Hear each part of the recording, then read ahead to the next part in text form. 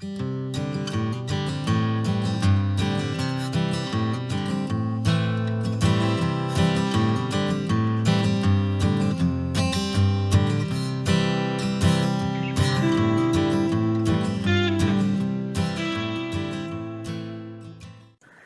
everyone, it's Shel C from PaperOcotilloStudio. Today I'm sharing with you a couple more days of the hashtag Art Journal Habit 2019 month-long prompt art journaling every day challenge. This is brought to you by Art Joy of Sharing, which is an art community over on Facebook, and we offer the prompts. We encourage you to play along and to use the hashtag so that we can find your art. There's places for you to put your art in the group, and also you can put it on Instagram, Facebook, wherever you want. If you use the hashtag, it will be able to be found. So I'm combining 2 days today. The first one is day 13, and the prompt was touch. And I thought about a lot of different, touchy feely emotion stuff, and I decided no, I don't want to do any of that. I just wanted to make something that you could touch and feel. So I decided to play around with a lot of different products to make texture on your page. This is fun stuff. I do it occasionally, but not as much as I should. So I started out by making some wrinkly, crinkly texture using some leftover tissue paper. Just wrinkled it up and put it on there with some matte fluid medium, and just kind of pressed it down with my brush to get it glued on there. And then I have a few deco art products here that I haven't really used, and one of them was called modeling paste or something like that, and the other one was called texture gel, and one of them was in a tube and the other one was in a tub. So I decided to use both of them and see what the difference was and why I had two different things that sounded like it does the same thing. So I used a stencil girl stencil, and I put the first one that was in the tub through the stencil using a palette knife to create some texture. And then I did the same thing with the one that was in the tube. And as near as I can tell, it is exactly the same stuff, just two different packages. I probably prefer the one in the tub because, as you can see, I can't put any leftover back in the tube. But that being said, the tube probably keeps the air out a lot better and will stay viable for use a lot longer. It won't dry out as fast, which is an issue here where I live in Arizona. It's very dry and hot.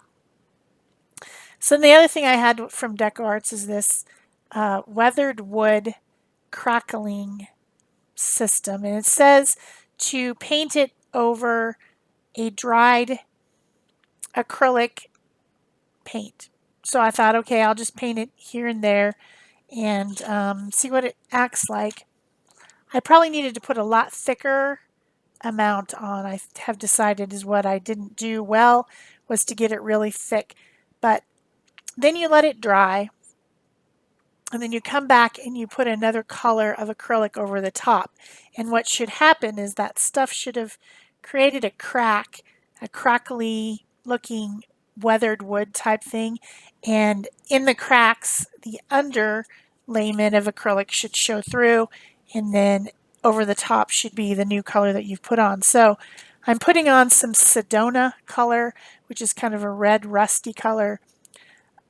This is from Dina Wakley acrylic paint, and I'm really not seeing much crackle. There's a little bit down in the right hand corner, and I'm trying to show it to you here, but you can't really see it. But I think what I needed was a lot thicker coat, which would have made this have to dry a lot longer.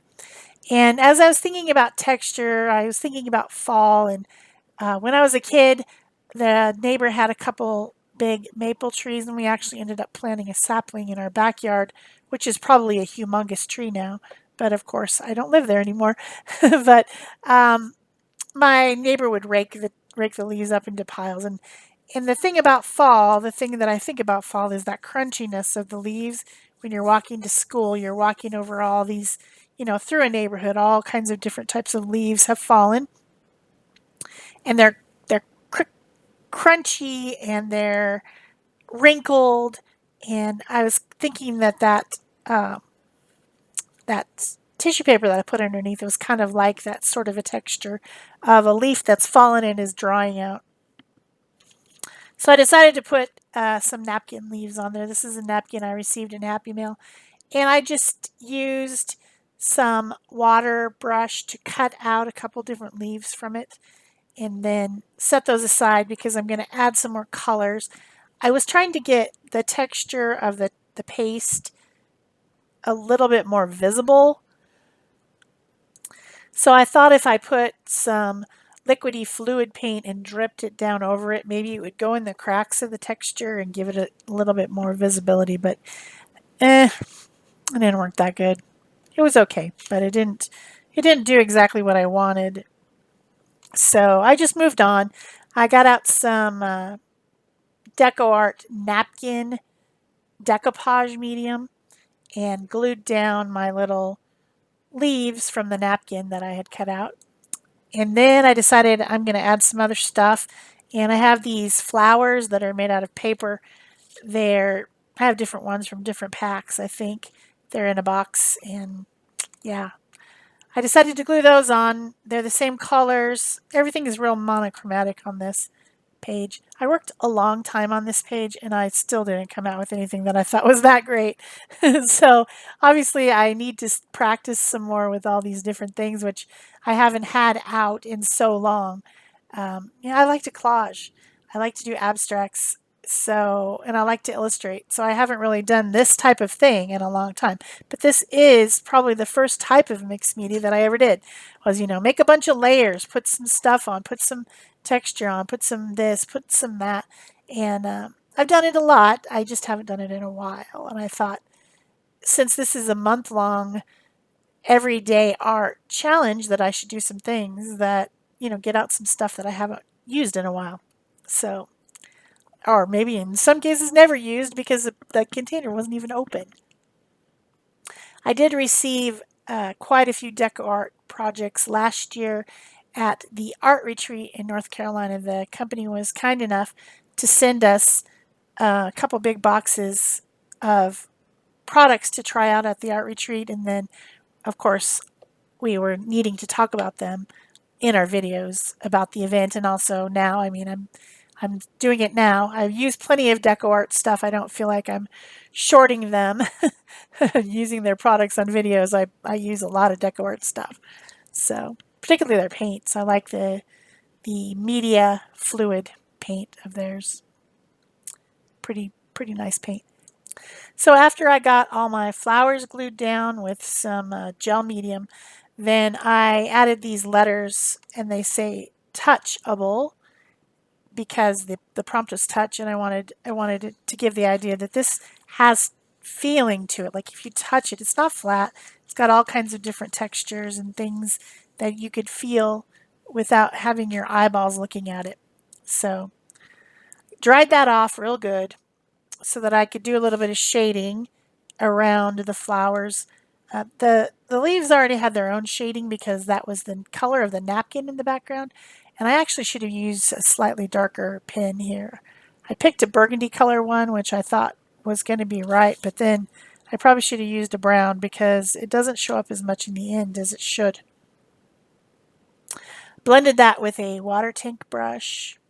That's India ink, so it's permanent when dry, so I can put more layers over the top, which is what I'm doing. I decided to dry brush with a color called Ancient. It's like a bronze. It's like if you took gold and you took copper and they had a baby, then that would be the color. And I'm dry brushing it, trying to hit just the tops of the texture and bring out the texture more.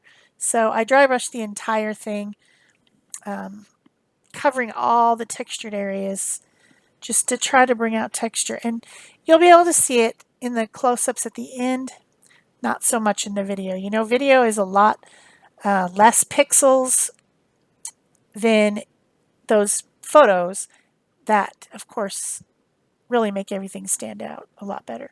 So then I needed some things for the centers of the flowers. I got out some sequins, some little water droplet plastic flat back bead things, and I'm gluing them on with Stickles glitter glue in gold. Um, I didn't feel like getting out another glue, so I just glued them on with that, which is right next to me on the desk, which then I ended up using it for some more lines and highlights and things as well throughout the page. I drew with it sketchily around the leaves, went over the letters, the touchable letters, with the gold as well. So it ends up being all throughout the page, a little bit of gold. Why not? Why not more bling? So here comes the close-ups of this page. Looks so much better in the close-ups. Lots of people say that about different projects that they watch on my videos, but it's just the pixel quality. The camera takes a much better photograph than video does. So yeah, there you go.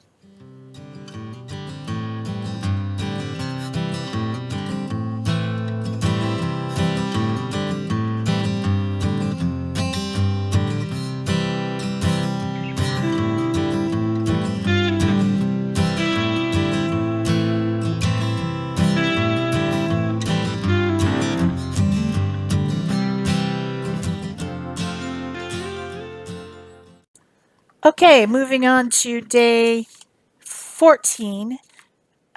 This prompt is noted, and I wanted to make a funny page. I wanted to make something. I don't know. Noted is like duly noted. I don't know. It's just it could it's fine. It's a fine word, but it could be taken like in kind of a negative way, sort of. So I just wanted to make it funny. And so I looked on unsplash.com for a photo of an expressive animal. Um, I used a cat at the beginning of the thing, and so I decided I would use a dog. So I just typed in on Unsplash expressive dog. Just those two words, came up with a lot of different pictures, and I thought this one was hilarious. For pugs are funny anyway. Just I don't know, they've got funny faces just in their resting face, but this one is of course looking at you from a three-quarter profile, like it's looking out from its side eye, like, yeah, really, you know, it's just funny. So I decided to print it off on my printer and attach it, collage it on there. And then I'm using a 6B Lyra graphite crayon to do some shading around it so that it's blended into the page a little bit.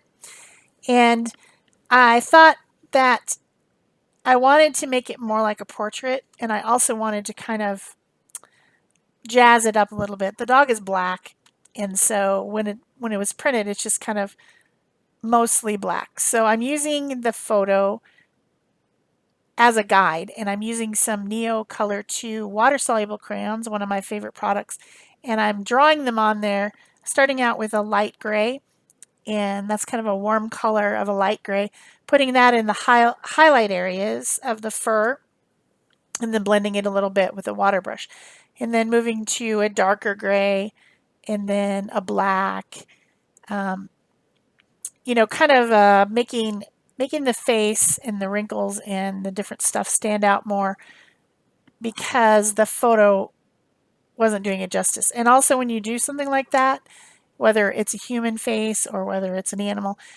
it makes it look a lot more like you painted it, or it's your hand involved in making it into art. It's not just a photograph anymore. Now it's something that you've marked and you've made it into your own thing, because no matter how closely you try to follow the photograph, you're still going to change it because it's just how things are. You're going to change it. So it adds your hand into the art and makes it less collage and more of kind of painting.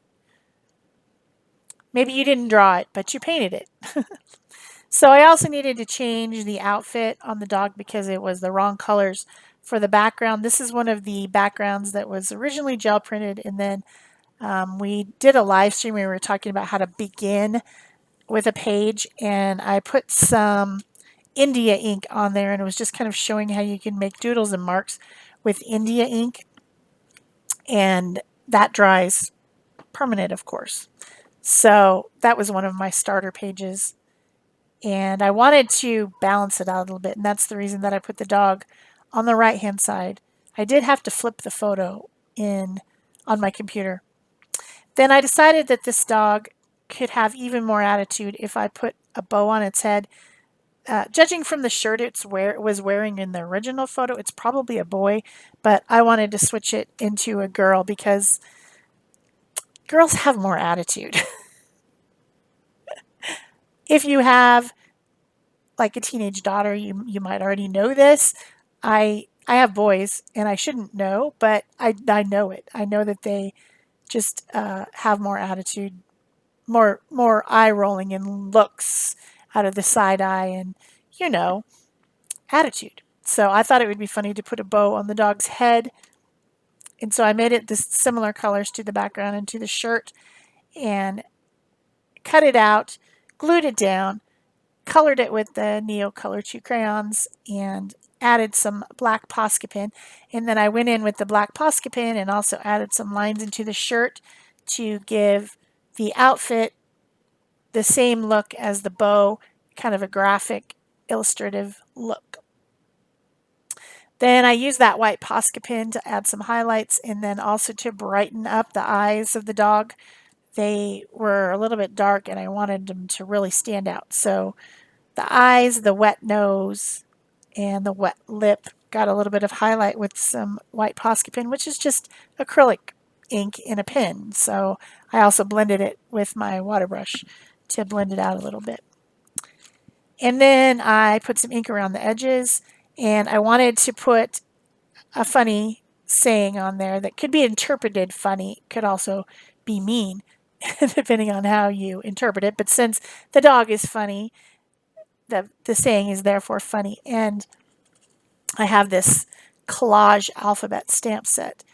So I stamped it with that, which it it's supposed to look like a ransom letter, you know, like if you cut all the letters out from a magazine, this is what it would look like, kind of. That was the idea of the stamps. So I stamp your opinion, duly noted, and dismissed. That's exactly what that dog is saying. What, you don't want me on the couch? Your opinion is duly noted and dismissed. I'm still going to get on the couch. What are you going to do about it? That's what that dog looks like it's saying to me. So stamped it all out on some just regular, a scrap of paper that's just from the printer. The other half of the paper that I printed the dog out on. And then glued this down with matte medium, trimming it and trying to get it all to fit on there. It's just a little bit big, but I got everything on there. And yeah, got to get it glued down with some Liquitex matte gel medium, my favorite, and sealed in. This was stamped with archival ink.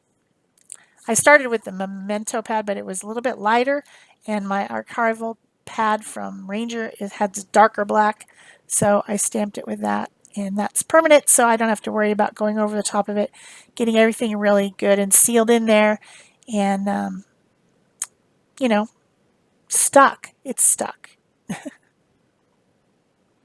Put some on the page and the backs. Got everything glued down.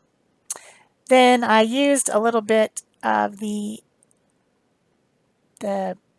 magenta crayon and added a little bit of color into some of the holes on the alphabet just to make it look a little better, a little more integrated into the page because you got that very definite magenta in the back.